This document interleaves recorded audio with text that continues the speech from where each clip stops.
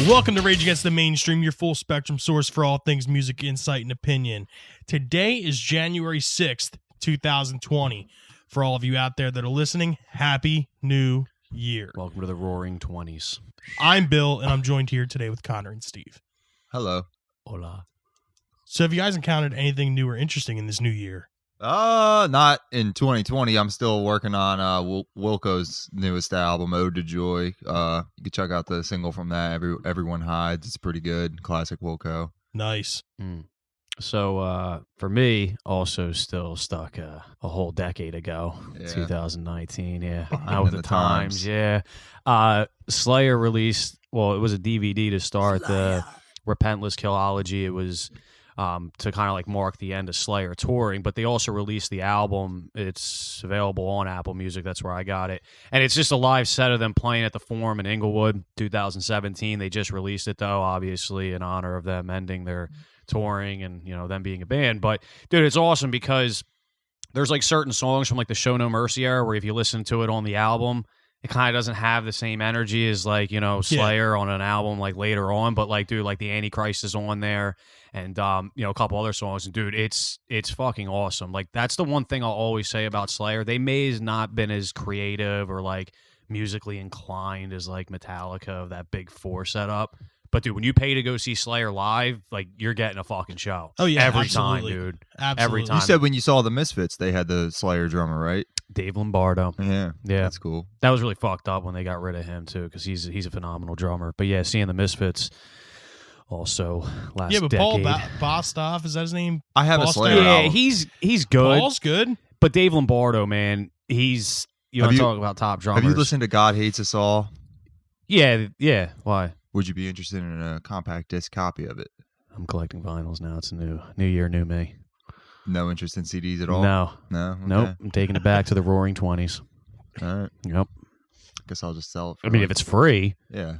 I'll take it. Yeah. Just for I free. bought it because on the show Californication, all of David Duchovny's characters' books are named after Slayer albums. because he's the fucking man. That's funny. And so I bought God Hates Us All because I was like, oh, if Dave Duchovny fucks with it. And that's I a could great probably show, fuck with too. it, but Yeah. I didn't really fuck with I it. kind of wanted to be him for a while. I was like hoping one day I'll be a writer like him and just kind of Oh, live yeah, like a he's fucking the rock man star. in that show. Yeah, if you've never seen Californication, you definitely need to binge watch the shit out of that. Yeah. Great show. And it's like, that's a show where it gets a little bit worse towards the end, but it's still not even bad. But it's great It's not like a because- train wreck like all Yeah. these shows nowadays. Like, Yeah. they just can't hold it together at the end. But the great part is his character deals with so much fucked up shit, but he kind of just like, about Yeah. it all the time, dude. Like, Yeah, all throughout the whole that's thing. like his problem. He's Yeah. just always like, He's just like, whatever. all right, I'm going to fuck it up worse. Yeah, whatever. Did you know Zach Wilde did a cameo on Californication? Yes. Like everybody did a cameo Yeah. on Yeah, he was Californication. like a It's guitar fucking lit. shop owner Yeah. or something. Marilyn Manson, Yeah. fucking Great show. everybody. It goes on and on and on. I Solid can't even show. think. But So I Bill, watched it years ago, but yeah, I that's actually, why I bought the Slayer album. well, It's the I'll only definitely. Slayer album I own. So you don't want to keep it for nostalgic purposes? It's just sitting on the shelf. All right, I'll take taking it. up Fuck it. If valuable it's free, real I'll estate. take it. Yeah. There's no like, No you know, strings like- attached. okay, no like fine print I'm missing in this. No. All right, fair enough. Bill, anything?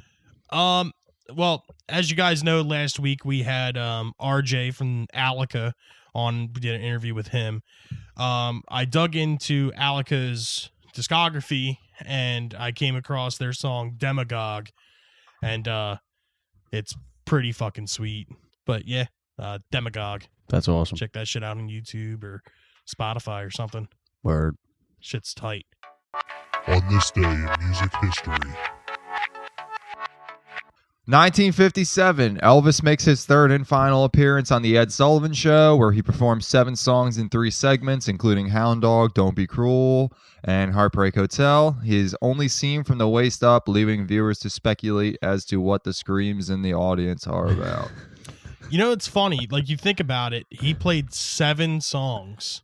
Yeah. Like, when you see, like, a band that plays on, like, I don't know, like, Letterman or some shit like that, like, they only play, like, maybe 1 or 2 songs. Well, Hound Dog is like fucking like under 2 minutes. Yeah. But still 7 songs, yeah. Yeah, it's just crazy. Like, look at the Saturday Night Live bands. Yeah. Like, they only play, like, 1 song. Yeah, they'll give you like tops like 8 minutes. Exactly. Yeah. If you have long songs, like they won't let you play. Like Foo Fighters, like when they did it the one time, they only got to play 1. I think they play Generator or something, right? Well, I think it was like the Pretender era. Oh, like, okay. I think he got fucked because Bon Jovi was like the fucking host. So then they had to give fucking one of Foo Fighters spots to fucking him. That's some bullshit. Of course. Yeah. Bon fuck. Jovi. We Bon all Jovi hate- sucks. Yeah, we all hate Bon Jovi at least, right? Yeah. Well, Whoa. I do hate Bon Jovi's Okay. music, but the school that I was going to go to before I committed to the bowling school in Academy. Wichita, Kansas, Rutgers Newark, they're actually opening up a free food kitchen like on campus. Oh. And I heard it was Bon Jovi, and I was like, "Fuck! I gotta like, it's free food. I'm gonna go there." But then I found out it's Bon Jovi's wife that's doing it, and I'm like, "That makes more Probably sense." a tax write-off. Yeah. Yeah, Probably. Absolutely. But it's just the fact that his name's not tied to it. Like that's, it's just his wife, and obviously his name is going to be the selling point, but he wasn't the driving factor behind this. Well, that makes it all better. Yeah, what a piece of shit. Growing up, Does he listening still to own the metal, Soul? Philadelphia so. Soul? Probably. Fucking I've heard, medicine, bro? what a loser, dude. I've heard, I don't know how true it is, but if you work for the Soul or anywhere like affiliated with them, Yep. like you can't ask him for like an autograph or anything. What a douche. Like he doesn't like want to talk to anybody about like Bon Jovi or his stardom. It's like work. I don't What a care if fucking he's dude. dead or alive. Like, I don't know, man. I mean, like I get why Bon Jovi was so popular in the 80s and all, but like they should have just stopped after Bad Medicine or Slippery When Wet, whatever that last one was in the 80s. The only songs that I can stand are Wanted Dead or Alive and Shot Through the Heart. Nah. You don't like Blaze of Glory? No, that song blows. Shot down in a blaze of glory. No, that song blows my dick real hard. Young gun. Like I think that's the only Bon Jovi song I actually like. I prefer not to talk about Bon Jovi anymore, to be honest Yeah, with let's you. move on. Yeah, this is Alright, getting worse. 1958. Jerry Lee Lewis, Great Balls of Fire, hits number 2, where it stays for 4 weeks before dropping down. See, now there's a musician. Oh, yeah, playing fucking piano yeah. with his feet and shit. Jerry Lee Lewis. Fucking- He was a showman. Fucking rock. He married his 13-year-old cousin, though, so he fits into my pedophile camp, but Well, Yeah, but they were cousins. not though. my pedophile. You know what I mean. yeah, well, let's elaborate on that, please. Where are we going with that? What, are we going to have a side segment? Is Up there- next on Connor's Vision of Pedophilia. 1975, pedophile-free band Pink Floyd began recording their album Wish You Were Here after abandoning an earlier concept, an album recorded entirely with household objects. That was Yeah. probably a better Yeah, option. thank God for that. Let me ask you a question. Because obviously everyone, loves Dark Side. How do you feel about metal and Obscured by Clouds? Never listened to Obscured by Clouds, like metal for sure. If Yeah. you like metal, Hmm. you will love Obscured by Clouds. Yeah. Because Obscured by Clouds is like more of like a, and I wouldn't even say grungier, like rawer, because it's still Pink Floyd quality, like Mhm. production wise, but it's like It's more raw. Pink Floyd's Dark Side, but like more authentic. Like, because now like Dark Side has that constant like feel around it as Yeah, like being their yeah, album. Obscured by Clouds is the same vibe, but it's just because Becky, like, that's her favorite Pink Floyd album. I was like, that's really fucking weird because mine's Animals, and I never really listened to Obscured by Clouds. So I listened to it fairly recently, several times since, and like, bro, The only ones I have are Metal, Adam Hart Mother, Animals, Dark Side, and Wish You Were Here. Wish You Were and Here. Wall. you need to get Yeah. Obscured by Clouds. Yeah, I think you'll really like it. I know Bill over here though. probably would hate it. Yep. You Not think a so? huge Pink You Floyd hate fan. Pink Floyd, don't you? I don't hate Pink Floyd. I guess like in my older years, I'm starting to get a soft spot for Pink Floyd. Yeah, you got to slow it down, man. Sometimes you got to take a step back it's and really not that I appreciate ever really the music. hated them. It's just something I What, never the hype? got into. Like I just never like To the machine. like I had a Dark Side to the Moon fucking poster in my room. I think my Yeah. mom bought it for me. She's like, "Oh, you'll really like this," and I hung it in my room. And I was like, "I like Pink Floyd." Yeah, I think you should really give Animals a chance front to back. I would start there. Because, I mean, Dark Side, obviously. But, yeah, I would definitely revisit that in your elder years now. All right. I mean, we're not even fucking 30 years old over here, but we're talking like, when you get Well, to my age, you got to appreciate Pink Floyd. Well, it's funny, dude. Like you think about it, like when you think about when you actually started to like listen to music. Yeah. Like, it was about what, like 15 years ago, where you were probably Yeah, like, sitting in the backseat of my dad's car with Bon Jovi on the fucking radio. yeah, but you know what I mean though. Like when Yeah. you started getting your own tastes, when you start getting your own tastes and your own opinions on music, it was Yeah. probably what, about 15 years ago. What am I, 28? I'd say 12, 12, 13 when I yeah, really it's started about developing. almost Yeah. half of our life. Yeah.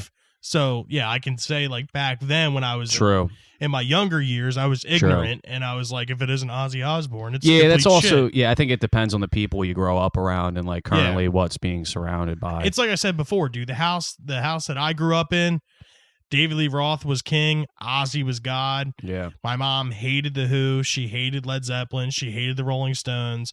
My dad was into like fucking Slaughter and Firehouse and fucking Van Halen and Cinderella. Poison and shit like that. Cinderella. Yeah, Cinderella, dude. I think I remember a lot of New Edition. I'm pretty sure you remember the day when my dad figured out what White Zombie was. Yeah. And my dad's like, "Yo, have you ever heard this? Eh. This Rob Zombie character." That's awesome. Yeah. 1977, Kiss's fifth album, Rock and Roll All Over, is certified platinum. Mo Money for Gene. Does anyone else share the same opinion that Kiss might be one of the most overrated bands like ever? Yeah. Yeah, they're a cartoon band. Yeah. They're like the They're monkeys too. glorified. Yeah. Now, Yeah. what's more of a joke to you, Death Clock or Kiss? Kiss, Really? probably. Well, I think Death Clock's because it's intentionally a Yeah, joke band. it's like a satire. yeah, it's very much satire. But Kiss, Well, at I least think it's like kind that of like was- they're in on the joke, though. Yeah, Yeah, exactly. I think Kiss, it's like Gene and Paul. not think in on it's yeah, the like joke. the They joke think is it's a we real fall band. to become like I just bought you that fucking comic. You know Yeah. what I mean? Like Psycho Calling Circus. Dr. Psycho Love, Circus. Yeah, Hard dude. Luck Woman. But that's the Yeah. thing, though. There's a couple songs by them. If you took away the whole aesthetic of Kiss, Dr. Love's Not a pretty bad. good song though. I I, like that Black song. Diamond's a great song. Love It Loud. That was on Yeah. Creatures in the Yeah. Night. Like God of Thunder. I God always of mention Thunder's that. fucking awesome. Strutter's pretty good. Strutter's good. Because like Love for Gun. that time. Yeah, Detroit. Yeah. Do we forget about how good the fucking solo is in Love Love Gun? Gun's very good. Just the whole riff, dude. Yeah. Love Gun's awesome. I prefer Love Buzz. Love I knew. Like, I don't know. Of course. I Of course you did. like Kiss does have good songs, but like if you were to pull like the good songs out of their discography, you only have like one album of like really good songs. Yes. So there, like- you would call them like a greatest hits band? Yeah. Yeah, it's definitely a greatest hits band. I think I do have Kiss's greatest hits, you? honestly. Yeah. But that's the I know I'm pretty sure I've had Kiss's greatest hits too. But that's the thing though, like if you get like I don't know, the band that shall not be named, if you were to get like their greatest hits, if they put out one, it would be like 2 discs. Yeah. But Like, there is also probably not Nirvana's going to be was what, 3? songs. No, one. No, With the with the Lights Out. lights That's out. not a It's greatest not. hits. Yeah, it's That's- Oh, it's not a compilation greatest of hits. like Okay. unreleased and All right, you- B-sides. you know and what I shit. mean, though. Yeah, yeah, yeah. Like if you were to Well, sit Nirvana down, also only had 3 studio albums. Kiss has like fucking 20. yeah. But if you were to sit down and like take, every Kiss song and pick out only the best ones, it would only be one album. Yeah, because like you said, the band that should not be named. Even if they did on that section, let's say they did like a 1 or 2 CD greatest hits, there'd probably be like 20 plus songs that aren't on there that you would still have to buy the albums or look at Yes. it. Whereas like Kiss, Every one of them would be fucking bangers. Kiss, Every you could one. probably release an 18 song CD and everything on there would be on there that I 18? want. Yeah, I think, and you're that's being a little- generous. Yeah, I was gonna say, I It's think being you're super a little generous. But I'm generous. You guys are saying, really like, when you say killing the greatest band, you hits- should not be named for me. huh? You Huh? guys are really killing the band. You should not. That's the name. whole point, dude. I know. I don't know why you're bringing them I'm, back like, up. ready I'm trying to stump ready over that fucking part. Sell the CDs now. That's a shame. But yeah, because you talk about Nirvana, like Nirvana's greatest hits, the one we are talking about, not with the lights out, but their greatest hits with You Know You're Right Yeah, on it's it. 14 songs. It's 14 yeah. songs, but yeah, it is. They only have a very short discography. But let's say you're being generous for Kiss and giving them 18 songs. There's probably still 4 songs or maybe 6 songs on there that I'll still skip. Yep. Yeah, exactly. You know what I mean? It's like David Bowie. I know you don't like David Bowie just because of circumstantial reasoning. Pedophile. There you go. But I enjoy David Bowie, his music at least. And same thing with him. He could have a 16-song CD, and there's very much so. Like Ziggy David Stardust. Bowie is the devil. Ziggy Stardust, I can probably listen to that whole album, but I probably wouldn't buy it, to be honest with you. I would just invest money in a greatest hits if I was going to actually own the LP. Okay. But that's the same thing with Kiss. I think very overrated. Is the verdict in? We're saying Kiss is Oh, overrated. yeah, they're overrated for Or- sure. Actually, hold on. Here's even more of a realistic thing. Foo Fighters. Yes. If they did they did do a greatest hits, Yeah. but if they were to be a little bit more lenient with the greatest hits, do you think they could fill up 2 CDs worth of material? Yeah, they have 2 Without CDs question. worth of Yeah. singles. That's what I mean. Yeah. Like I without mean, question, they Yeah. could do it in and every not for song. not, yeah, their worst singles aren't as bad as the worst Kiss singles at all. Their worst singles aren't as bad as the best Kiss singles. I don't know about that. But here's the thing, though, with Foo Fighters, I'm not really huge at all on the Foo Fighters to the point where, like, if they've released a 2 CD set where it was all greatest hits and singles, there's still some songs on there that I wouldn't enjoy. Like, Yeah. Foo Fighters are very average to me. Yeah, very I've fallen average. off on the Foo Fighters. Yeah, I've been lately. It's frustrating when you know the history he came from. They all came from, like, Exactly, and dude. like they've Seeing been a what they are part of now. so much better, and like they don't see a problem like That's the times, with, like, man. the shit that they're doing. Like, Let's think, because Dave reached that plateau where it's like Dave is, like the new like Robert for Plant, the if you will. for the first time, I really feel like Dave is just trying to get all the money that he can, and Yeah. I didn't feel Yeah. like that even up into, like, I guess Sonic goes- Highways was like the the beginning of Yeah. like them Yeah. being like money grabbing. Yeah, vibe for I'd me. say Wasting Light was Sonic probably their Highways. last extremely good effort where they were like, like a You felt like it was an respectable honest, band. Yeah. honest Even writing, Wasting Light, recording though, it got process. hyped up for being like consistent and everything, but it's pretty cookie cutter.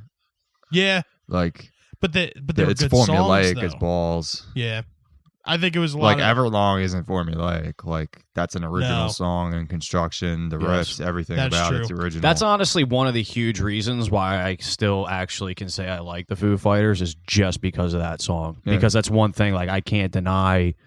Like they've that done song's some just good yeah, stuff. like Yeah. the Well, color and the shape in is a general. good album. Exactly, that's what I'm saying. But that song in general, like yeah, you don't think so? I'm falling off on all of Oh, it. Color and honestly. Shape? Yeah. All of even it. the self-title. They have songs. I think we covered this on an episode before. They have where it hasn't songs seen here the and there, car. obviously, that are really good. Like the first album had like 4 or 5 really good songs on it. The Yeah. second one, 4 or 5 really good songs. Third Wow. one, 4 or 5 really good songs. The fourth one, 1 or 2. Yeah, Fifth one, 3 or 4, and it's a double album. Like, Bro, this was like straight musical mitosis. We had Kiss and it just separated, and now we're like an amoeba of fucking Foo Fighters. what's going on in 1977, Connor? Dave Grohl. I mean, was Kiss. 79. In 79, we got the Village People appeared on American Bandstand, where the crowd does the soon-to-be famous and movement spelling out YMCA.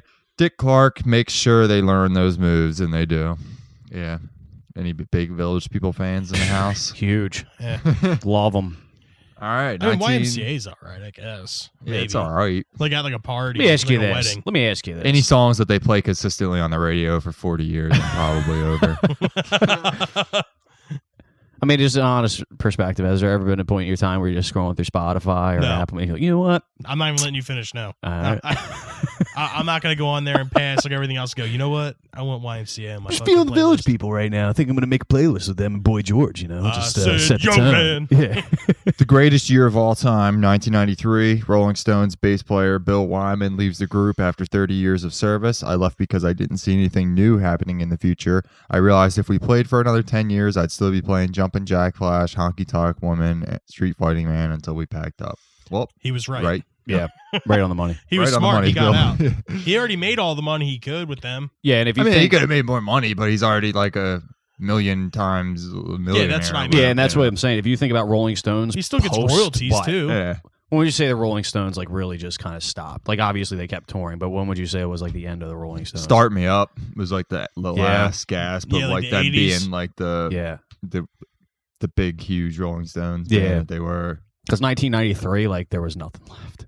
That was like Bridges of Babylon. I think I or could have whatever got the tickets fuck. to go see him at Citizens Bank for like $6 and like standing room. Really? Yeah, and it was like a last minute thing because it was on StubHub, so I guess people were just trying quickly. It was standing room by the bullpens and shit. I think it was like $6 before fees and stuff. probably would've I done almost that. like luckily that was the night I went and saw something else up in North Jersey, but I missed that because of that. I thought about that, but you figure 1993 if you left that band, whatever. Yeah, he's not missing. Yeah, you anything. did everything you could He have at missed that nothing. point. Yeah. Again, in the greatest year of all time, 1993, Lucky 13, a Neil Young compilation with 4 previously unreleased tracks, hit stores. It's his second compilation album, with the first being the Decade triple album in 1977. Why do you keep saying 1993 is the best years? Because of the year you were born. Yes, and In Utero. Well, Okay. Um, it's quality. Lucky 13 is a pretty useless compilation. Is it? Yeah, I think it's like his Geffen years, which is like 3 or 4 albums, and it's like his 80s albums that no one really cares about except for me. At least you can admit it, though. Yeah, I mean that's not his most beloved era for sure. 1996, Eazy-E's posthumous single "Just to Let You Know" hits number 45 on the Billboard Hot 100 chart. It's a pretty good song. Yeah, Yeah. 1999, photographed by Annie Leibovitz, the Backstreet Boys appear in a print campaign with milk mustaches to promote the beverage. They did that Got Milk thing for a while. I think Yeah. Eddie and I don't Alex Van remember Halen this. did I it remember too. it. You don't remember the Got Milk ads? Yeah. Like in like I fucking do, but Rolling I don't Stone and remember shit? Backstreet Boys in them. I don't remember the Backstreet Boys one Yeah. either. I remember the Eddie and Alex Van Halen one. I remember Michael Jordan one. I don't remember Backstreet Boys one. And I was a pretty big Backstreet Boys fan back in 1999. In 2009, very sad tragedy. Ron Ashton, guitarist for the Stooges, is found dead of an apparent heart attack in Ann Arbor, Michigan, at age 60. Yeah, it's crazy The because I Stooges just were a party band, weren't they? Yeah. Yes. Yeah, they Oh, were yeah. like fucking crazy party band. Yeah. Fucking Iggy Pop was like hooked on methadone for like years, dude. I would just watch that documentary and on Prime, and it's funny because they actually got inducted in the Rock and Roll Hall of Fame in 2010. And Iggy mentions that the 2 members that actually died, mentioned specifically Ron, and just like how I forget what he said about him exactly, but he was like saying something about like, you know, we should be in the Rock and Roll Hall of Fame because like all the bands he got to see prior to that like came out, like the whole punk movement that was established after the Stooges and like everything, and was just Yeah. like blown away that they were still hated. And Yeah, but the Rock and Roll Hall of Fame, dude, that's all a fucking scam. That shit's all fucked up. yeah, but just for them, the artists themselves, I mean, it was just like, yeah, I mean, It took obviously you Black wanna be Sabbath recognized. how long to get into the Rock and Yeah, it Roll Hall was of fucked Fame? up. They're dumb. Yeah, the Rock and Roll Hall of Fame's a fucking scam. Of course, but it's like they wanted to be in there, Yeah, regardless of how it's you want done. to be It's just inducted bullshit. into, you know, like history. Like, Yeah. like, you know, this band deserves to be in the Hall of Fame. I do give them props for taking Public Enemy on. Yeah. Yeah. Well, they should have. Yeah. And I believe NWA was past its prime too. And if anybody was, you know, like a forerunner in the whole rap game, it would be NWA. Yeah, Like they- Controversial, though. that's yeah. But that's the thing though. They're still one. Well, at the time, like they were the fucking. They were the. They Is were the Rage shit. in the Rock and Roll Hall of Fame? No. No. That's kind of bullshit. Tom Morello got to play with Bruce Springsteen in his induction. I That's think that. also kind of bullshit. Yeah, and Bruce got inducted in like 2009 or something. Yeah, it's kind of late. Yeah, that's like really late. Van Halen got inducted in like 13. Nirvana got inducted really a year before their eligibility. That's what I actually. mean. Yeah, It's all a fucking scam. except for their treatment of Nirvana.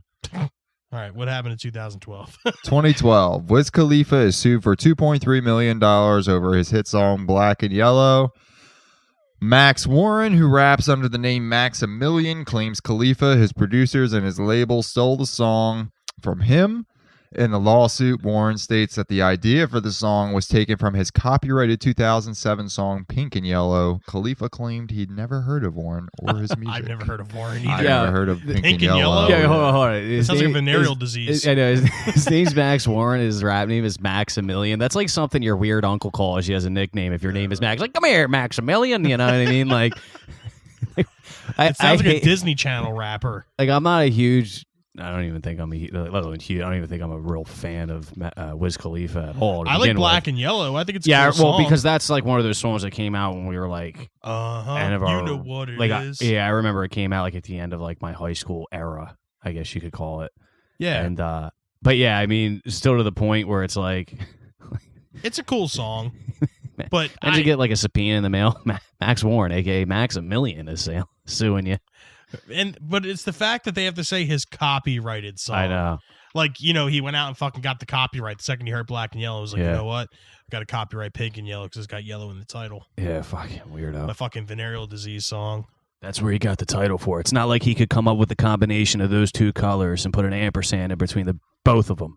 And I I had forget Pink what and Yellow. Black and Yellow is supposed to stand for, like, in that song. I actually looked it up at one point. I totally Nirvana. fucking forget. What? The smiley face. Oh, yeah, that's right. Yes. All right. Yeah. That's right. Yeah. Music news. Today in music news, January 6th, 2020. Here's something that's kind of cool, and we talked about this a while ago. The Billboard 200 is now including official video plays from YouTube and streaming services. Saying here that video and audio data from YouTube, along with visual plays from several music streaming services, will soon be factored into the Billboard 200 albums chart. The inclusion of video data into the Billboard 200 arrives 5 years after studio streams were added, making the chart shift from a measure of pure sales to a consumption model. The addition of video will also impact Billboard's genre album consumption charts, such as country, R&B, rap, hip-hop, Latin, and others. While YouTube streams have factored into the Billboard Hot 100 and other song-specific charts since February 2013, this marks a first for the album charts, in contrast with song charts, which can be impacted by user-generated videos. Only official licensed video content uploaded by or on behalf of rights holders will be counted for the Billboard 200 and other album charts. The changes will take effect in 2 weeks, January 18th. It will reflect sales and streams for the period of January 3rd through the 9th.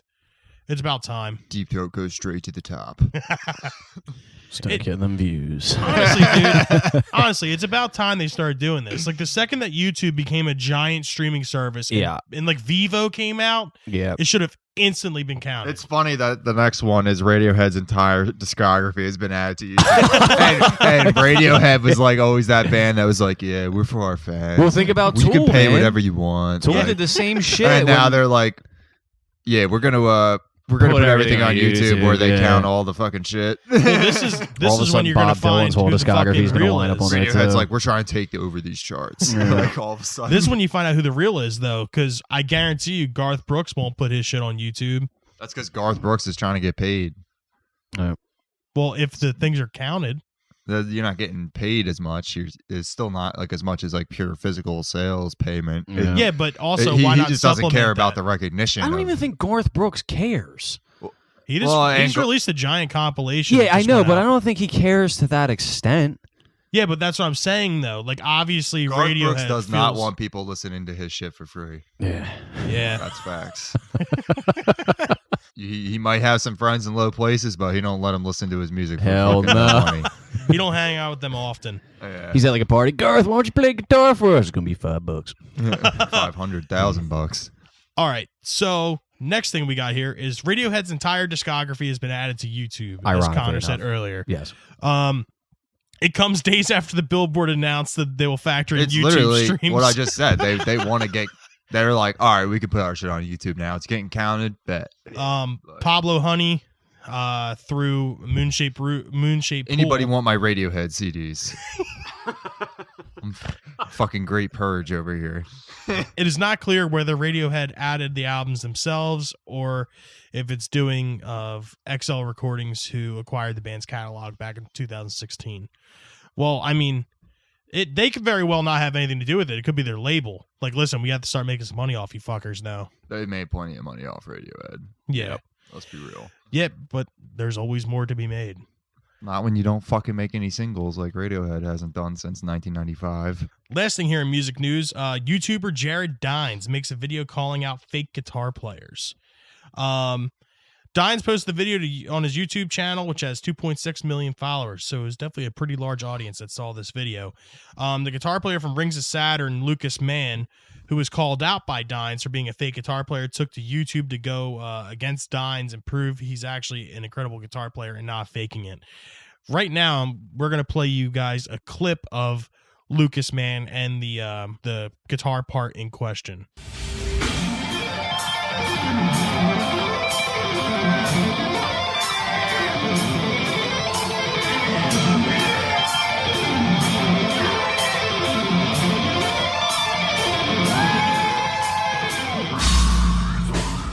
So, not gonna lie, it sounded like a video game. How do you know that's real? I've seen the video, and Lucas Mann did a rebuttal video to Jared Dines, like claiming And like he went to like crazy lengths to prove like how real his guitar playing is. And like he went down the line and was like, listen, here's like the, you know, the clock going, here's me playing the riff, here's me playing it slower, like everything. All right, so this dude Dines called out that guy. Yeah. And then what? He in response posted the live version of him playing it. He posted various concert videos and him playing. So it until in that the point, video. there was no like live performance for this dude before he made that remark. Yeah, there was just like a lot of shit going on with Rings of Saturn because they don't like when you go to see like the Misfits or Slayer or something, you can hear like the sound coming off the cabs and shit. Rings of Saturn uses all in-ear stuff and there's no stage volume at all. So like you're only getting through the PA. Huh. Yeah. So and then there's like another thing, like they have stage monitors, and in the stage monitors you can hear what you want to hear. And in the video, Lucas Mann was hearing what the other guitar player was doing. So if you're standing by the stage monitor, you're hearing what he's hearing on the monitor, which is the other guitar player. It was just check out the video. He explains it, and it's like really fucking weird. It's like a crazy circumstance to how this guy got called out, and he made Jared Dines look like a fucking asshole. He's like, oh yeah, well, of course you're gonna fucking say that I'm not good, or you're gonna say I'm faking because you can't play what the fuck I'm doing. Now, who's this dude, Jared Dines? What's his relation to call out? He's that guy on YouTube that does like drummers on drugs, guitarists on drugs. The kid with the backwards hat. Yeah. He kind of looks like Sid from Recess. Yeah. Yeah. Wait. You know about Sid from Hey Arnold? No, well, him too, but like Sid from Recess. Remember It's weird how much Sid from. Oh, not from Hey Arnold. That's the one I'm thinking of when you say Sid. I don't remember a Sid from Recess. Or who's the kid in Recess? Like the main kid. No, the main kid with like the fucking backwards hat. TJ Detweiler. TJ Detweiler. Yeah. He looks just Come like on. him. Unbelievable. Going off this right here with this Lucas Mann shit with this jerk off Jared Dines. Yes. I mean, I used to like his videos a lot, but then he wound up getting like really, like, I guess he started running out of ideas and his videos started getting like really fucking stupid. And like for him to start calling people out and shit, it was just stupid. Yeah. Especially when this fucking dude, like, he's good. You heard it. Like, he's fucking good. He's a good guitar player. It's like unnecessary, just like talk shit. I mean, what was the relation? It wasn't like there was any reason to call him out. No, he was you know just what I mean? like, his video was calling out fake guitarists on YouTube or Instagram. Yeah. And that video came in. Oh, so that's like what he does is like make his thing on just kind of Yeah. like, all right.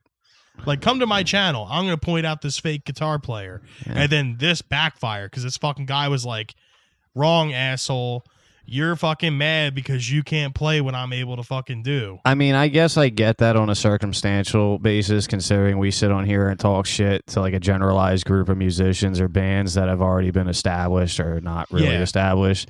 But I mean, But like, we also don't have 2.6 million yeah, fucking and even listeners. so, it's like, I don't know. I guess to get that many followers, you kind of make it a full-time job at that point. But it's Yeah. like for me to go ahead and just call, because like I haven't even heard of both of these guys. I guess I'm behind on the times. 2020 now. I don't know what's going on Still anymore. stuck in last decade. Yeah, dude. I'm still stuck in last decade. I haven't caught up. The 20s. It's the 20s, dude. It's weird. Yeah. All right, but going back to the whole guitar player thing, Yeah. I would like to roll this into a touchy subject for all of us because Yeah. we all come from different styles and, you know, Different influences. and- For those of you listening now and you haven't figured it out, like in the 25 episodes, give or take. yeah, in the almost 30 episodes that we've done, myself, Connor, and Steve are all guitar players, and we're all extremely different guitar players. And Different. we all have different influences, and it shaped our guitar playing abilities as such. The topic I want to bring up here is the greatest guitar players of all time. Yeah. Obviously, I want to go through, and we're going to discuss guitar players, and at the end, I want to come to a general consensus of you pick three, and I'll pick three. Move over and let Jimmy take over. And on top of that, I want to do overrated and underrated guitar players For too. each of us. All right. Yeah.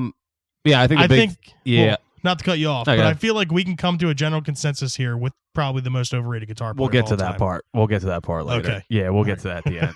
But I think it's like more important instead of just doing all three. We should obviously discuss guitarists that probably aren't going to be on our list that definitely deserve recognition. If you're as known for, as much as for a hat as a guitar, you might be overrated.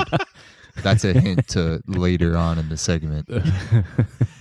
I feel like a guitar player. That Well, a was a guitar player spoiler. that's not going to make my list, but somebody that is an incredible guitar player is John Mayer.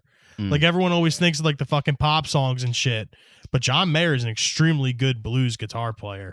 Like he's up there with like Bonamassa and Yeah. all those other guys. And if you watch any live videos from him, you could definitely see like go past all the radio songs and shit. He's like down to the core a fucking blues guy, and his guitar playing proves it. People have always said that to me, but I'm over here just waiting. Waiting on the world to change. I think it's with him too. Like I think he goes into that class of like musicians that get just quantified into like the music they're playing and the Yeah. recognition they have behind them. So then a lot of people don't get really like for instance, I think people if they're John Mayer fans, majority of them aren't looking up like For his John Mayer guitar playing playing. guitar. Like they're looking up his music videos, they're looking up his live performances of like his hit songs. I've always like that one song. I want to run through the halls of my high school. I want to scream at the top of my lungs.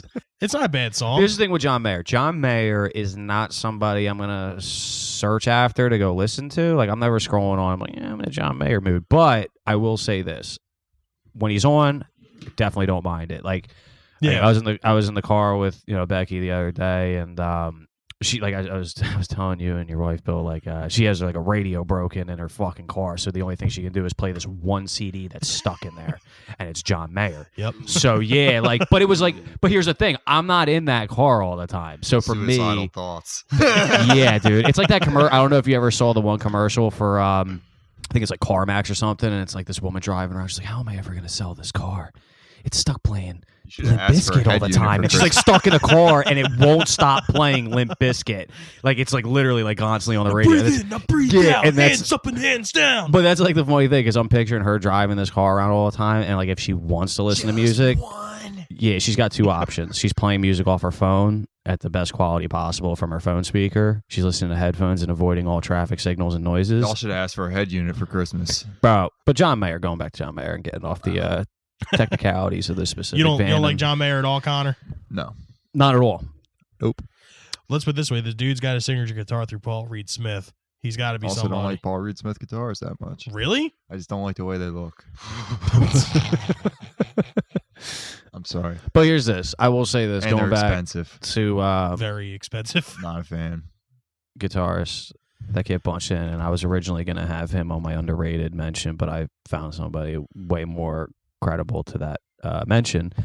He's like Lindsey Buckingham, and I'll mention Lindsey Buckingham because he's another one that gets quantified into Fleetwood Mac, and Yeah. just for his musical abilities. It's a different sense in John Mayer because Fleetwood Mac has the notoriety of being part of that classic rock scene and having the complete classic feel to them, and also their radio singles and everything else.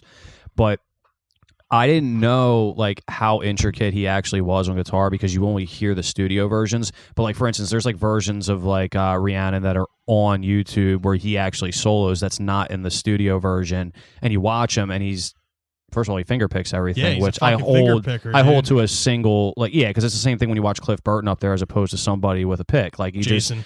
Yeah, I mean, it gives me a different feel because then it means like you understand your instrument better, and obviously doesn't More make control. you. Yeah, it doesn't make you better, but I think that makes it a little more difficult to understand if you're playing certain solos. And like I said, there's a specific live video of him playing Rhiannon live where he does solo at the end that's not on the studio version, and he's fucking good, man. And I think people don't really notice that unless you're watching certain performances, because when you listen to Fleetwood Mac live, or if you're listening to their studio versions and you're listening just like to the main songs, there's not much there. Yeah. But then again, that's the same thing we're going back to John Mayer, where it's like this is another guitarist that not a lot of people understand to even put him up there with like your essentials, like the household names of guitarists. Hendrix, B.B. King, Yeah, Vaughn. Muddy Waters, Yeah. Vaughn, yeah, exactly. Even like the G4 guys or whatever, the fucking Satriani, Petrucci, Vai, yeah. Petrucci. Yep. Now like Tosin Abasi from Animals as Leaders. Yeah. That dude's a fucking animal. Yeah. Dude, he is so nasty. Yeah. Zach Wilde's on that G4 tour now. Yeah. Or Generation Axe, I think they call it. Nuno Betancourt from Extreme. And Connor, I know you don't have him on your tops of the tops list, but where would you put Neil Young? I know you got to talk about him because I think he kind of classifies into the same. Neil Young is I think he a does good too. guitar player, but he's just more of a songwriter. Yeah. Like Yeah. for me, Kurt Cobain's number one on, or not number one, but he's on my list. And they're kind of similar, but Kurt Cobain was kind of a better guitarist Yeah. because Kurt Cobain was more original with like using like non-mainstream elements in his style, whereas Neil Young kind of invented the like chugging overdrive like song based hard rock song that's not that hard rock, but his solo, I mean, don't get me wrong, like he did noisy shit too, like a Hurricane, Rockin' the Free World, that solo is noisy. yeah, that solo is pretty noisy. But he didn't take it quite as far as Kurt Cobain. I don't know if it's maybe just because I wasn't around then Yeah. and all that. But I also wouldn't go as far to say he's underrated because he does get credit. He does, yeah. He You gets know what I credited for mean? being like an audio. That's what I'm saying. I'm trying Like to, if I had a top 10 list of greatest guitarists of all time, Neil Young would probably be like 10. Well, that's what I'm saying. Okay. I'm trying to have this conversation more so I because we have our he's list. one of my top 3 songwriters. That's what I'm saying. We have our probably. Yeah. list of top 3 already, and we have our underrated. So I'm using this opportunity to kind of talk about guitarists that aren't going to make either one of those lists, but like deserve enough recognition. You know what I mean? That's why I would say like Neil Young, Lindsey Buckingham, John Mayer, like they're all guitarists that like have the capability. Yeah. But I couldn't see them as like a top 5. I couldn't see them no. as Yeah. like an essential. Like I have Peter Buck from REM Yeah. and Yeah. Bob Stinson from the Replacements. What about, like, Stone as, like, Gossard? my underrated. He was a Mike consideration. Mike They're both McCready good. is like the real wizard in Pearl Jam. Yeah. Yeah. like even Jerry But at Cantrell. the same time, like Jerry Cantrell, Mike- dude, he's on another level. Mike McCready was very derivative too. Yeah. Like it's famous how like the Alive solo is taken from Ace Frehley, basically. Yeah. You know what Yeah. I mean, like there's shit like that all over the place. Stone is probably the more technically proficient guitar player. Yeah. It's just Mike McCready's the more raw talent. Yeah, exactly. Yeah. Like you watch like back when we saw like Pearl Jam 10, like they showed you like Stone playing live and shit, and he was like shredding. Yeah. Like he's a fucking maniac. Yeah. And then you see him in Pearl Jam. Well, that's why like I mentioned him as well as like when I brought up Jerry Cantrell briefly because like Jerry Cantrell, again, I don't think he's underrated because he's definitely recognized. Yeah. I don't think he's overrated, absolutely. obviously, because he never gets mentioned. But it's like I also couldn't put him on a top 3. Like there's No, just so no, many you couldn't. but he still is like one of those guitarists that. Because like for me, it's like the same thing when you hear a vocalist. Like you hear someone's vocals and you just know it's them. Yeah. It's the same thing we mentioned earlier, Bill, where it's like you hear certain guitarists and their tone and even just like their writing can hear, like, a style, you second of just it. know that's Jerry. Exactly. You know what I mean? You Yep. just like know it. He just But- has that tone, dude. Yeah. Like, he just has that feel. Like when it comes on, like even if it's a Jerry solo album or an Alice in Chains album, like you know it's him. Yeah. Like, you know, you just know. That's like because even like there's other like bands out there that like I give credit to just for the sound. Like you got KK Downing and Glenn Tipton from Yeah, Priest. Priest. You know, you got Hanneman, and I always thought King. Hanneman was better than King. Oh, Hanneman. Hanneman was definitely the better guitar player Yeah. out of the two. But they're all like those guitarists of like that mid range where it's like I'm not saying they're bad, but I'm not saying they're Yeah. like extremely good either. Well, if we want to go into like the big four and the thrash thing, I think honestly, an underrated. Hear me out on this one. James Hetfield never makes a list for great guitar players, No. but like you go through the Metallica discography and you know his technical abilities and his fucking right hand, dude. Yeah. Have you ever tried to play Master of Of Puppets? course, with, yeah, with downstrokes, downstrokes the whole time. Well, it's like the whole Kill 'Em All album, same thing. But that's like the whole thing with the big four, though. Like all those fucking guys have a good right hand. yeah, Like I think Scott Ian had said it at one point for like the Big Four documentary. It's like what you're staring at here are the best right hands in the business, yeah, and like that's the truth. But I think as far as all that shit goes, like thrash and stuff, I feel like James and Kirk maybe not Kirk so much, but James was definitely probably the most proficient guitar player out of all of them as far as like a songwriting and Yeah. like being able to play. But again, I think that also too ties into the fact of like that 80s era was when like bands really started to shape and like less talent was almost necessary because you didn't have like the era of like, when we talk about like blues musicians and like B.B. King, Muddy Waters, even like Stevie Ray Vaughan, like Texas Flood, dude, you couldn't just release that album without him being who he was. Yeah, exactly. It's the same thing with like all those blues musicians, and then going into like the 60s into like the where the classic rock era really took off and started to project. And into, honestly, like, what dude, became... Stevie's one of my favorite guitar players ever. Yeah, I mean, even think of like this, the late 60s, early 70s, and that whole era. Going into the 80s, and then you have the 90s, and like the 90s was like just a totally different change with like, but you can see all the influences that tie in. Yes. You can really see like how the constant evolution of every sound. Less talent kind of took place. I mean, on some guitar players. Well, it wasn't even so much less talent; it was like less focused talent on like a specific musician because you figure that's when like bands became bands. Like for instance, nobody was going to see Nirvana to see Kurt Cobain shred. No, you know what I mean? People were going because they were Nirvana. great songwriters, great musicians. Yes. Same thing with the band that should be not named, the whole Big Four scene. Yeah. Especially too, even like any of those 90s bands that came out, like a lot of them were just supreme talent. Yeah. And but you figure like more times than not, like, I mean, those big, arena rock bands like the 60s. I mean, if you think about even like Black Sabbath, I think was like really that change because not a lot of people were going there just to see Tony Iommi. People were going there really to see Ozzy and getting to see that band in general. Yeah, I agree. But I think that was like the huge difference is because to pick out like good guitarists, everybody always goes to like Jimmy Page. You know what I mean? Like everybody yeah, I mean, well, I think the thing too is there's definitely like a big focus on hard rock and heavy metal. Yeah. And I don't even think that's on purpose. Like basically just the rock genre as a whole. But yeah, especially I think the reason too with like those bands being mentioned specifically, I think like the metal and like the hard rock scene were just sounds of music that were able to exemplify talent of like guitar ability. Well, I think that is the thing about my that. thing with the whole like rock music as a whole, like people, mentioning these guitar players, I think it's because like when you go see a rock band, like chances are you remember the singer and the fucking guitar player above anybody else in the band. Yeah.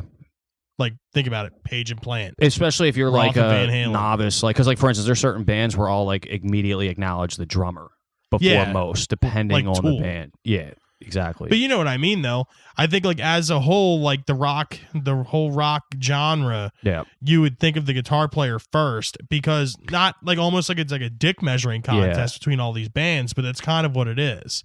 Like even like the objectified list that we have, where it's like, who's the greatest guitar players?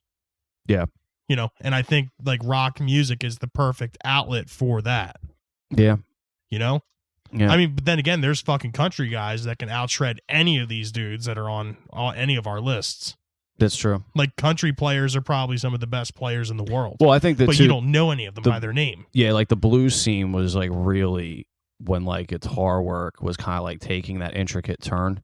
I mean, there's so many good blues musicians out there with like Muddy Waters. We talked about B.B. King, Lightning Hopkins. I mean, Edgar and Johnny, both winners. I mean, like there's so many different guitarists out there. I think the issue is too, it's like then it comes down like when we talk about like Kurt Cobain and like artists like that kind of get like put to the side in the sake of their guitar ability just because they're in a band. But then that's like a whole different conversation because then it's like some of these guys that were excellent musicians just on their instrument didn't make them essential in like creating stardom for themselves because they weren't songwriters. Yeah, but then you see some jerk off like Yngwie Malmsteen. Yeah, like hailed as like a fucking insanely good guitar player, which is really fucking sad. Nobody. Yeah, but it's just the attitude, that gets portrayed. Yeah, I've heard that. He's a fucking total prick. He's a total asshole.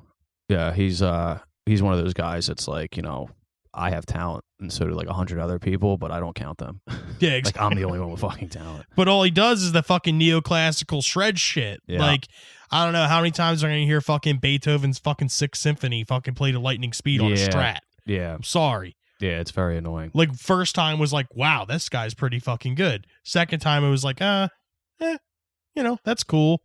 Third and fourth time, it was like, all right, can we not ever listen to Yngwie ever again? His accent sucks too. I think that's what makes it worse. All right, so I guess in conclusion to this topic, Well, you can't really talk about rock guitar players without bringing up Jay Mascis or Thurston Moore and Lee Ronaldo, the dudes from Sonic Youth. I love Yeah. Thurston Moore. Dinosaur See, here's the Jr. funny thing though, because when I look at when we talk about like if you go see a band, like what you're gonna look at, I'm not gonna lie, I'm looking at Kim Gordon. I just love Kim Gordon. But see, Thurston I'm Moore, not versed in Sonic Youth enough to be able to talk about them at length. But I will say Jay Mascis might be one of the most underrated guitar players to come out of the fucking alternative music scene. Definitely. I can agree with Like that. 100%. I can agree That with dude's a that fucking because monster on guitar. yeah, because we discussed this, Connor, with the idea of one of the guys that's in my top 3 as not being as highly credible.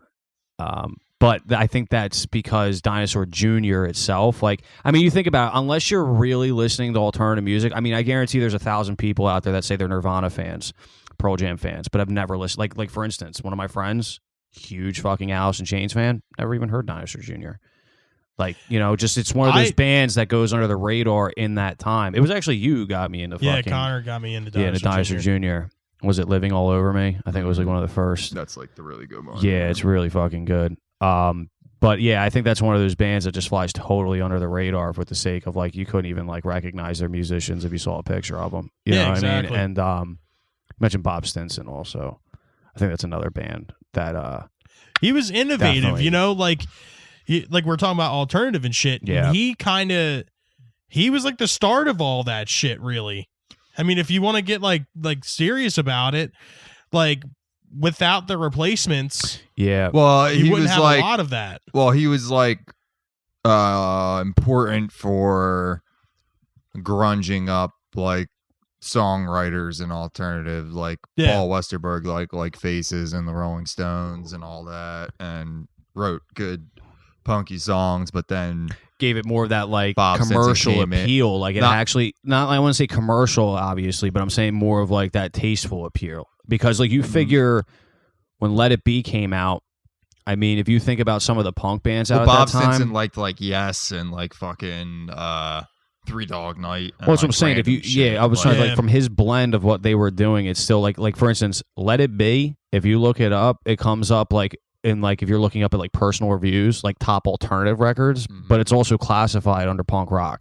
Like that's the thing about that album. It was very unique in the sense where it's like at that point in time, like you had like bands like Joy Division and stuff that were doing that whole post-punk scene that came prior, but you had nobody that like really spawned into like what was going to be alternative rock going through into the 90s. Well, the only thing I really have to bring up with the Replacements thing, because I never dove into their discography at all besides Tim, really. But like, dude, you listen to fucking intro of Bastards of Young, yeah, dude, that's like in my opinion, in my eyes, like that song could have came out in like 1992 and been a fucking monster. well, even hit. the intro track, man, Hold My Life, the way it fuck starts, yeah, dude.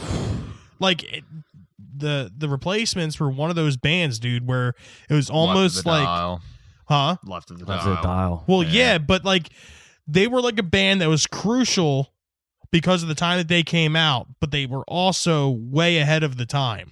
Yeah, like if they were like 10 years later, they would have been fucking enormous. Yeah, they're the classic tale of ahead of their time. Yeah. Yeah. Like they're just an incredible band. I mean, like, yeah, everyone know who fucking Paul Westerberg is and shit, but no one really fucking knows Bob or Tommy Stinson at all. Unless you know the band, Exactly.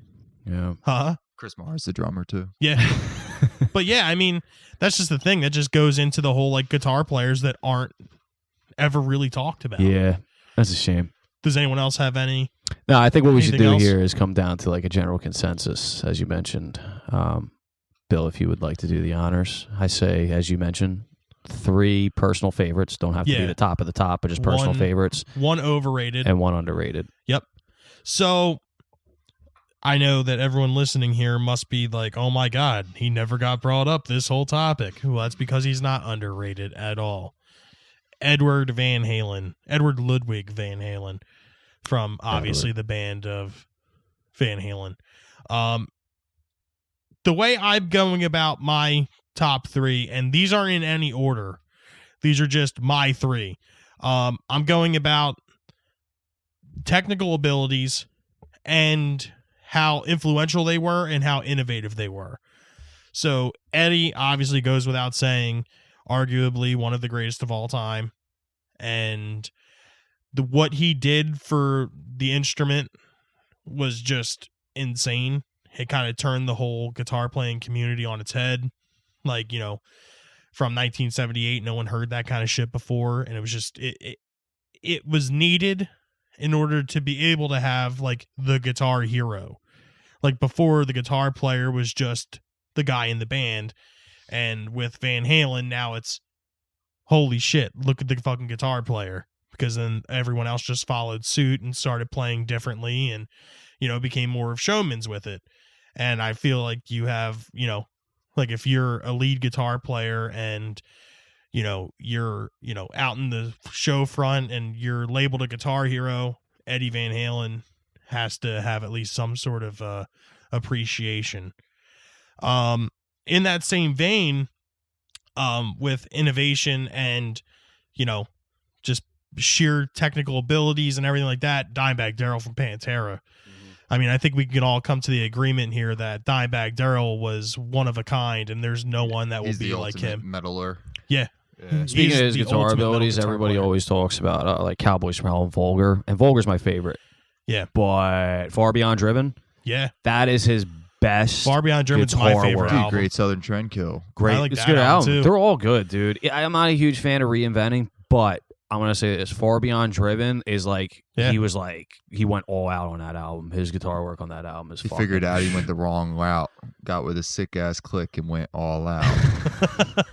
But yeah, I mean, as far as what he did for the metal community at that point in time, Cowboys from Hell came out, what, 1991? Yep. Like, they came out in a time where grunge was starting to take over the airwaves, and Pantera wound up being a very successful band up until 2004.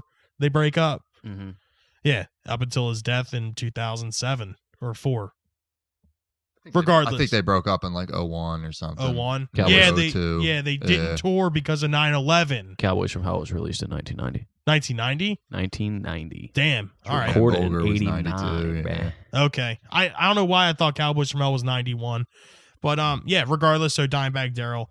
And following suit with metal, Tony Iommi. Pantera broke up in 2003. 2003. Okay, so I was Yeah. close before. Close He died enough. in Yeah, 4, yeah, correct? Yeah. Okay, yeah, there we go.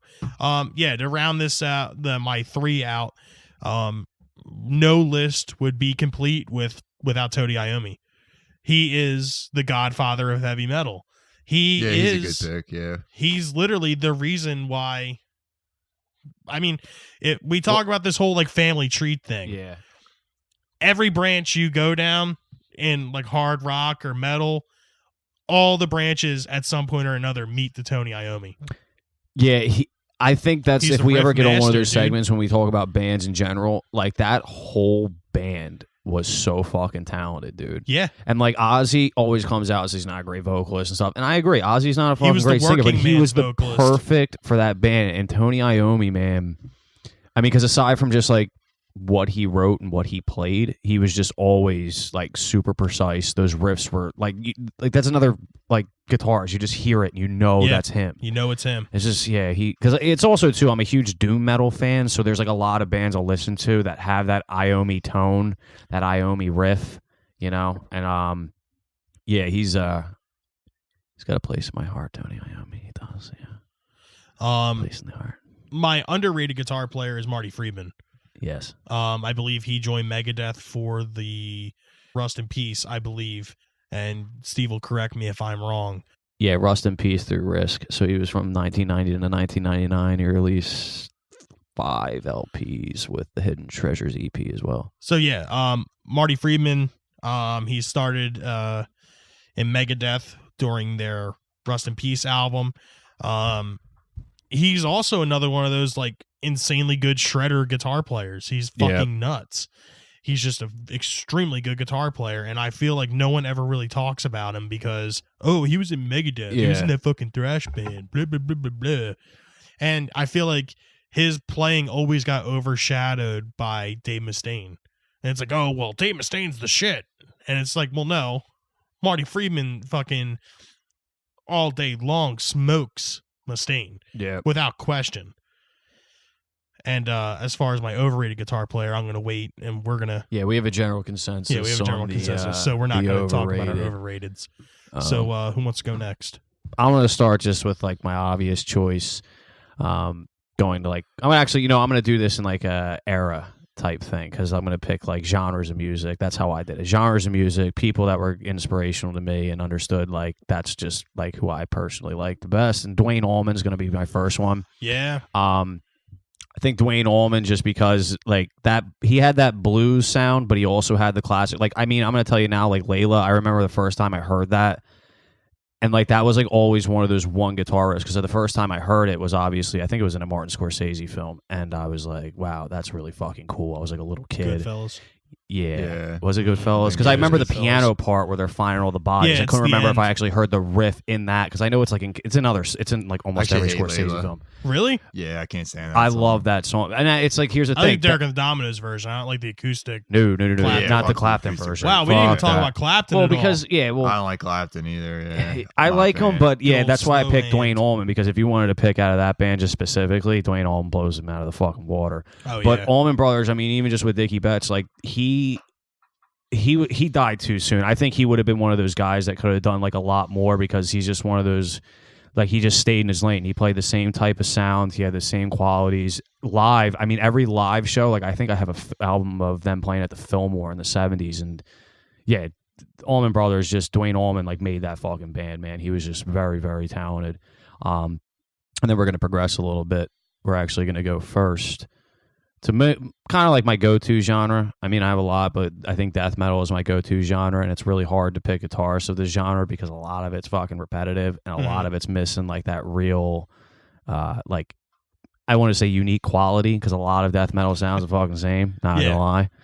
But Chuck Schuldiner from Death, Oh, fuck I yeah. picked Chuck because. Because he's the fucking man. Yeah, I mean, and you can take songwriting out of it alone. I mean, the fact he changed members literally every album, maybe a couple runoffs between albums. He would have a couple guys carry over, but he was always like the brain of that operation. And like, I remember just, I listened to so many death metal albums, but I remember when I had Sound of Perseverance and someone played Voices of Soul for me. Granted, I was really high at the time, but obviously I went back and listened to it on my own accord to make sure what I heard was true. But I listened to Voice of the Soul. Oh, Sound of Voice Soul's Perseverance, awesome. but it's all him. That whole album is good, though. Yeah, and like all the guitar work on that, like as he progressed when he went from like Scream Bloody Gore all the way through to the Human era, and then progressed into Symbolic and ended it with Sound of Perseverance, and even the Control Denied shit. I mean, granted, it's a little fucking ticky tacky because it's kind of like Sound of Perseverance, and there was that whole controversy, but Well, it was. Yeah. Sound of Perseverance was supposed to be because they were Control forced. Denied. Yeah, they were forced to record a fucking album still for As Death. Yeah, but either way, I mean, Voice of the Soul is really what sold me on him just being as a standalone guitarist, like very, very good. Yeah. And then just ended up with my last personal favorite. I'm going to say John Frusciante, currently back in Red Hot Chili Peppers. Hell Very yeah. good news. Yeah, very good news. Back where he belongs. I'm really excited about that. I hope they fucking tour. What was the reason behind He's on Klinghoffer drugs. leaving? He just gets tired of Like, why did he- basically. Oh, yeah. okay. He's a John Frusciante because he was on drugs. Yeah, duh. But John Frusciante, he's just one of those other guitarists because it took me a very long time to be sold on Red Hot Chili Peppers. Ironically enough, for a very long time, Freaky Styley was my favorite fucking album by Red Hot Chili Peppers. Yeah, I really like that fucking album, dude. I'll take Uplift Mofo over that. Really? Mhm. Uplift. Well, see, this is the thing. Uplift Mofo, you can totally like hear where they were going. Take me to your back. Yeah, it's a very good fucking album. But I don't know, for some reason, Freaky Style, I think it was just the time I heard it and like the moment I heard it and like whatever I may have been doing at that time, but it always stuck with me. But John Frusciante, dude, fucking changed that band. I mean, completely. Like, don't get me wrong. Halal Yeah. was a fucking great guitarist for that band at the time. But They like were a John local band. Yeah. And then when he joined, they were Put Led him Zeppelin. way over the fucking Yeah. top, dude. But he's one of those guitarists, man. Like, I could listen to him just like play shit by He's a himself, fucking and he's shredder, just, too, yeah, dude. He's good. Well, Very like good. Breaking the Girl. Like, Yeah, dude. Yeah, the guitar is crazy. Yeah. I mean, For an acoustic ditty. yeah, and I he's like just like those ballads. I mean, like I The remember solo Soul at to the end of Dirt, Squeeze. Danny California. just that intro to Soul to Squeeze. Yeah. Oh, dude, it's just like, Boom, boom, Yeah, ding, it's- ding, it's so ding, good. ding, and then my ding, underrated, ding. because we have the same overrated, all of us. My underrated is, as I mentioned in some point at this session, Johnny Winter. Edward, if you don't know him, Edgar Winter's brother from Edgar Winter. Johnny Winter, though, he's got Were they albinos? Yeah, they Yes. both were. Yeah, There's I was actually a gonna say. documentary I watched on him. Fucking Dude, this guy freaks. was nuts, man. Yo, he was addicted to methadone, right? And the way they got him off, he got so old, so obviously they were getting his pills for him, and they were like shortening his pills every time because they were in capsules. So they were dumping a little bit out, dumping a little bit out. Eventually, they were feeding him empty capsules for like a year. What? So on Christmas Day, after like I guess a year or two of doing this to him to get him off the methadone, the last day they gave him this big gigantic pill, and he was very fucking confused. And they opened the pill up, and there was nothing in there, and they were like, "Congratulations, you're off methadone." And he was like old as fuck. He's like, "Ugh." Like so for a whole year, this dude was addicted to methadone for like a decade. You know, a huge heroin addict, and yeah, they got him off. But he was just, I watched a documentary on him, and I think that's another reason I was like, damn, man, people really need to hear his shit. Hard Again, that album with Muddy Waters that he teamed up with to kind of do that blues revival. I mean, he was just a fucking phenomenal guitarist for his genre. And yeah, that's my underrated. Those are my three personals. Nice. Connor, what do you got, bud? I got Jimi Hendrix, Kurt Cobain, and Kevin Shields. Oh, that was the 30 settled on? Kevin Shields from My Bloody Valentine. Yeah. Wow. Yeah. What's that first album? First album? Yeah. Isn't Anything. And then Loveless. Loveless is what I'm thinking Yeah. of. Loveless is very good. Yeah. Yeah. He invented that thick, fuzzy guitar sound. Yeah.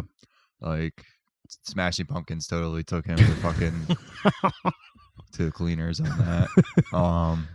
Silver Sun pickups now. Yeah. It's been done a bunch of times. But Well, Silver Sun Pickups teamed up with Butch Vig. They're trying to get away from that now.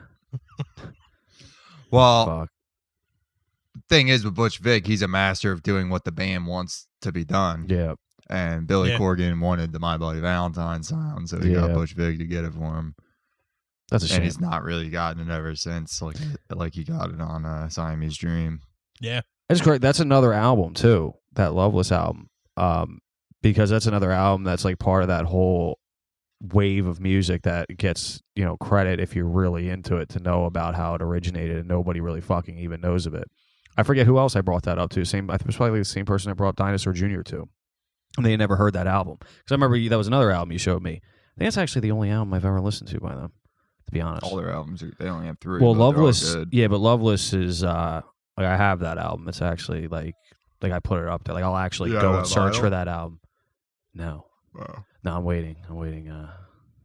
I'm doing a whole binge eventually. Waiting for a settlement check to come in for $2.5 million. Bowling accident. Yeah, That's funny. company owes me big.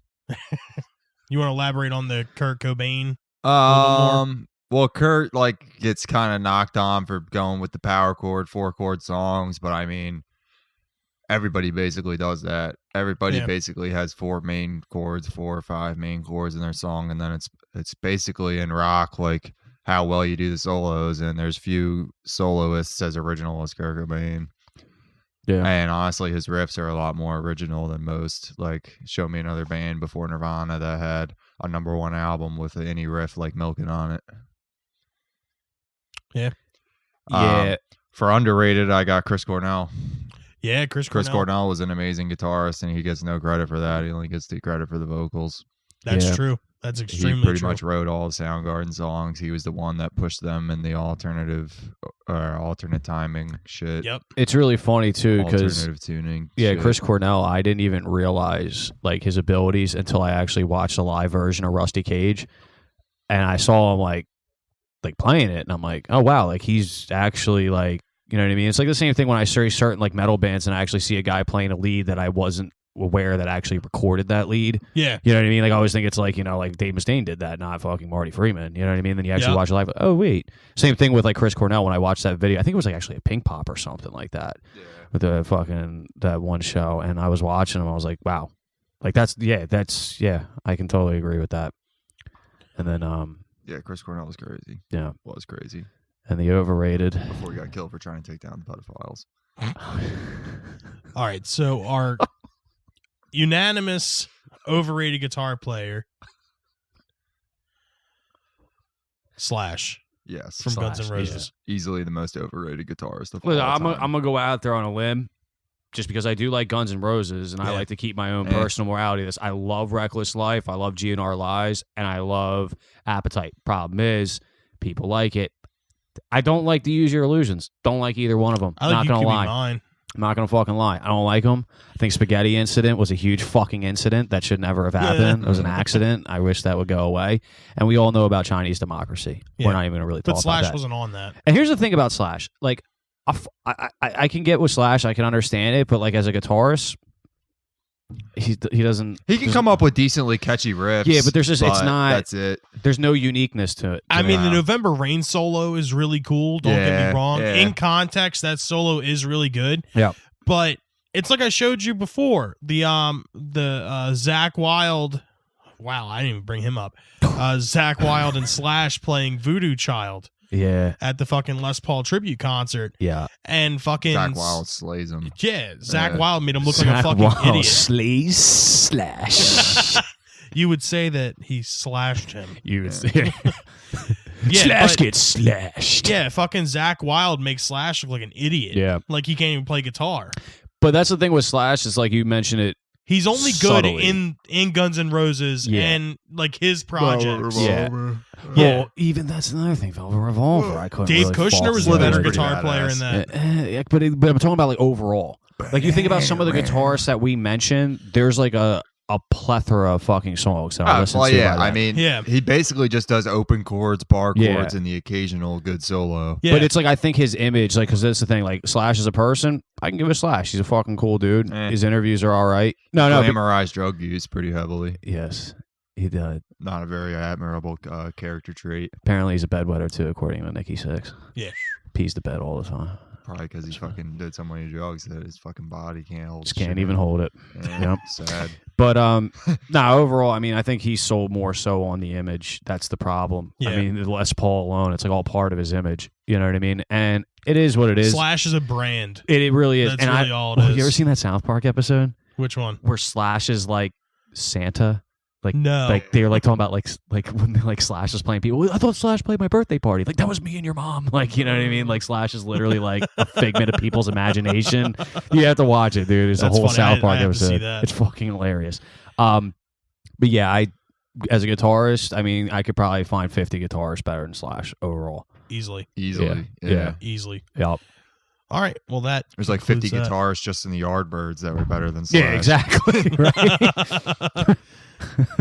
All right. So, in conclusion, Slash is the most overrated guitar player of all time.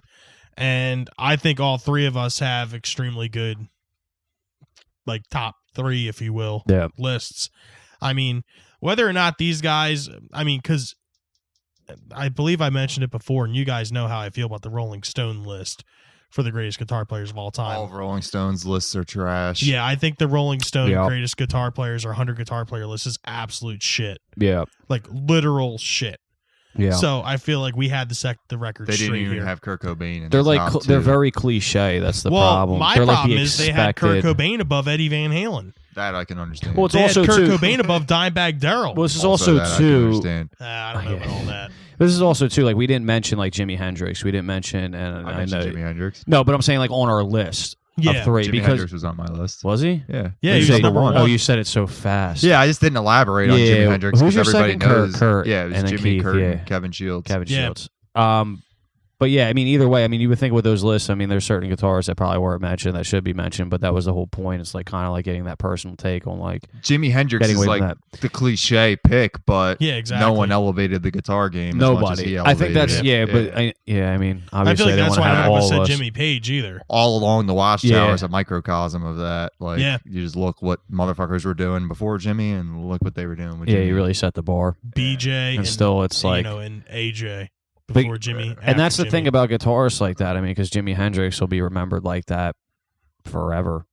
He's the guitar hero. He's Yeah. the first guitar hero. Yeah.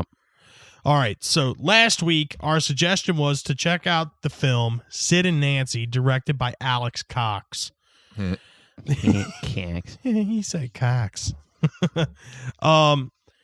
Ratings here, Rotten Tomatoes gave it 88%. Rotten Tomatoes audience score gave it a 76%. IMDb gave it a 7 out of 10. Now, Steve, since this is kind of your wheelhouse, would you like to give our listeners a brief rundown of what this film was if they haven't seen it? Yeah, essentially it's kind of like the history of the Sex Pistols, but it's more so focused on Sid Vicious and Nancy Spungen. Nancy Spungen, played by Chloe Webb, originally casted to be Courtney Love, who made a appearance in the film. That shout out to you, Connor. And Sid Vicious, played by the very respected Gary Oldman. You may have seen him in The Professional, or even playing in the Batman films with Christian Bale. Wasn't he in Harry Potter? Who? Gary Oldman? Yeah, wasn't he Azkaban or whatever the fuck? Oh yeah, from Prisoner of Azkaban. Yeah, he was Sirius Black. Yeah. Yeah, but pretty much it's more so based around Sid and Nancy's story. Obviously, the end tale is that he kills Nancy, but you get to really see like how fucked up, how untalented Sid really was. Just the drugs took over, the lifestyle. Yep. You got to just see how reckless he was on stage. But it's the performances themselves is what really drives this film. Gary Oldman is top notch. Gary Oldman, crazy, but then there's moments where you actually feel fucking bad for him. And just it's a very good movie. I mean, obviously it's shot in an older time, so it's not got the super intense moments of like great film quality. But overall, dude, it's just, you know, if you're a punk fan, if you just want to watch a decent film that's, you know, not just a strict documentary, I definitely recommend it. I fucking enjoyed it. So what would you give this score? I'm gonna put this strictly on a movie basis, like, and compare it to like how I would say like The Godfather or like films. Okay. I'm gonna give it a 7 out of 10.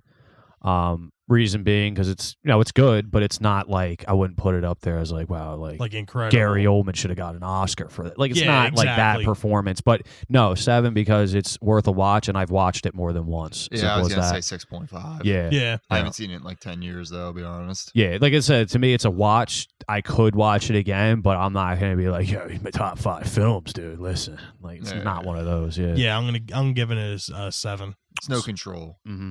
Yeah. The reviews here that we have, Desmond Ryan from the Philadelphia Inquirer says they are more than zombies doing needlepoint on each other's veins.